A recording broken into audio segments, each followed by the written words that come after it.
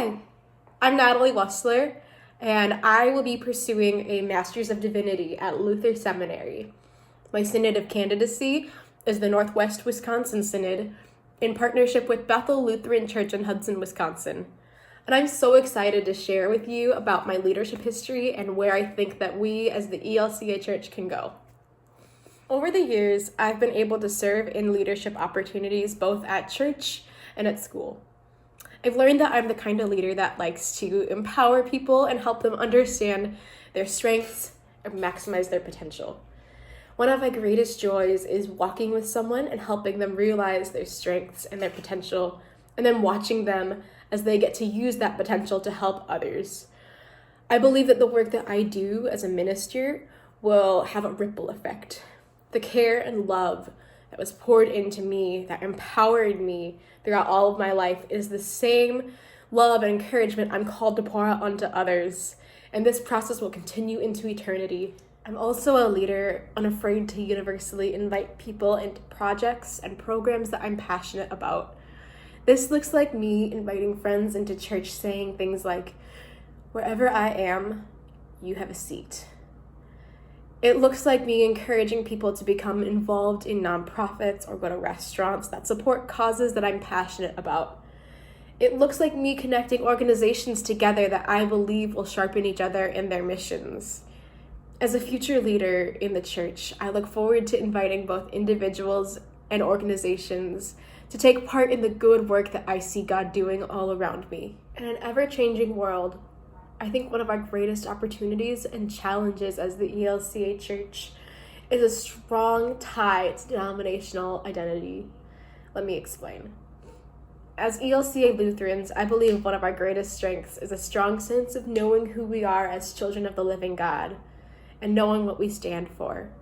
Recognizing that we are both sinners and saints simultaneously and understanding God's love has always been present with us from the very beginning creates a strong foundation to universally invite people into our environments.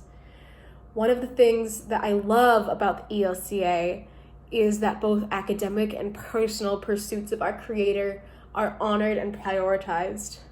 Through time, the ELCA Church has stood on firm biblical ground when it came to tough issues like LGBTQ plus ordination. And this summer, in the wake of George Floyd's murder, we have a strong tradition of seeking God earnestly, loving our neighbors fiercely, and giving space for the kingdom of God to collide with us down here on earth. One of the greatest questions and challenges that we as a church face in the 2020s is how will we find new and innovative ways to bring God's love to the citizens of a fast-changing and ever-hurting world. As a church that's steeped in tradition, we're looking down the barrel of a great transition, and we need to learn how to be flexible. We need to look at which traditions and practices we need to continue to hold dear, and which traditions will more or less get in the way of widening the arms of the church. Jesus was not afraid of upsetting religious norms, and we shouldn't be either. As one of the widest denominations, we also need to examine our practices and figure out how to be more welcoming to people of all backgrounds. In order to face some of society's most pressing issues, we need to be committed to engaging difficult conversations and being flexible with our approach as we learn how to be God's people in this new world. These issues are close to my heart and will be centerpieces of my ministry. As a social worker now and a good listener by trait, I know what it is to hear differing voices on difficult topics. I want to hear what congregants hold dear, as well as what is keeping the unchurched away from our sanctuaries. As an inviter, I will welcome people into the church to find new and innovative strategies toward inclusion of everyone. I also plan on speaking with community leaders to find out what the surrounding areas need, and then empower my congregants to fill those needs and be the hands and feet of Jesus. I don't have answers to all these questions, but I am wholly committed to engaging with people from all walks of life to find ways forward that honor the ELCA tradition and also expand the reach of the church. Thank you.